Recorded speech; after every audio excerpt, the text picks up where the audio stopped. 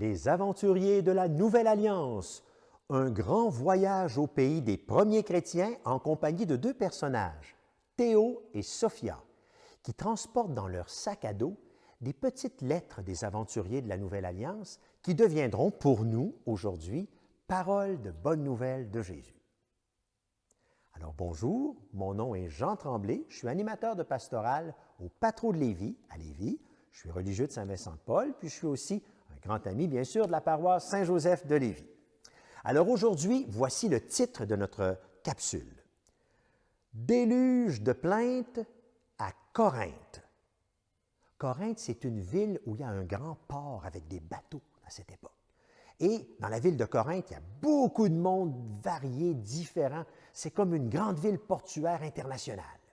Et il va se passer quelque chose, il va y avoir beaucoup de plaintes dans cette ville, et Théo et Sophia vont essayer, comme d'habitude, de chercher une lettre qui va encourager et rassembler tout le monde. On va aller voir qu'est-ce qui s'est passé, et le thème d'aujourd'hui, c'est la réconciliation. C'est de cela dont il sera question.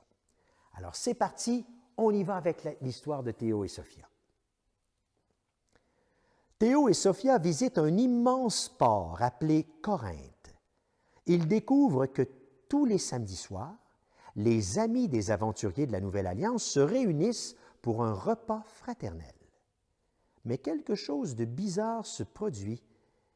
Il y a des manifestations. Un groupe crie que son chef, c'est Paul. Un autre groupe crie que son chef, c'est Apollos. Un autre groupe crie que son chef, c'est Pierre. La fête est tout croche. Le groupe de Pierre mange tous les desserts, le groupe d'Apollos boit tous les jus, le groupe de Paul vide la salade. Pourtant, tout le monde dit qu'ils sont des amis des aventuriers.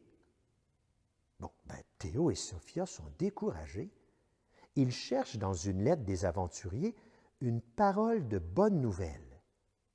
Ils la montrent à tout le monde. Ah, les groupes se pardonnent et tout le monde mange ensemble dans la joie.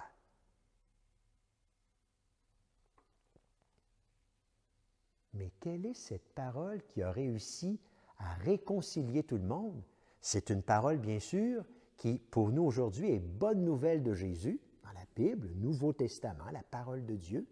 Et voici cette lettre, c'est une lettre que Paul a écrite aux habitants de Corinthe, justement.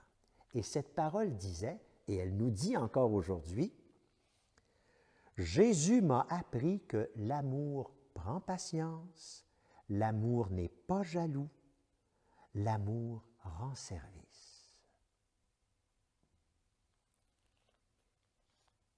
Prenons une petite pause musicale pour essayer de voir en dedans de moi, est-ce qu'il y en a de l'amour qui rend service, qui n'est pas jaloux, puis qui prend patience?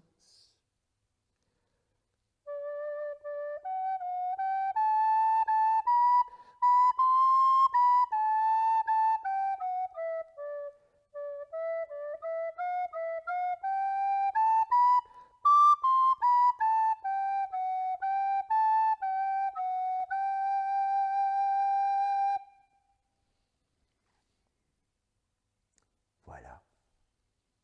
Il y a peut-être une question qu'on pourrait partager maintenant? Je te donne la question d'aujourd'hui. Qu'est-ce qu'on doit faire pour qu'une fête d'amis soit un succès? Tu en as peut-être vécu ou organisé des fêtes d'amis. Ça prend quoi pour que ça soit réussi, que ça soit un succès? Parlez-en entre vous pendant quelques instants, quelques minutes, en pesant sur pause, puis ensuite, on va se revoir. Bon partage. Voilà, on est de retour. Et pour la suite, eh bien, je t'invite, comme dans les autres capsules, à préparer soit tes blocs de couleurs ou tes petits papiers de couleurs ou tes papiers avec le mot qui correspond à chaque bloc. Et c'est le montage du casse-tête, les bâtisseurs de la Nouvelle Alliance. Ces mots-là, c'est des mots que les aventuriers aimaient beaucoup utiliser. On les appelle les fruits de l'esprit pour les mettre en pratique puis essayer de donner des bons exemples à ceux qu'ils côtoyaient, qu'ils visitaient. Tu vois un casse-tête à l'écran, essaie de le reproduire en groupe ou un après l'autre et n'oublie pas, pendant ce temps-là, tu peux écouter la chanson des aventuriers de la Nouvelle Alliance qui est sur l'autre capsule. Salut, à bientôt!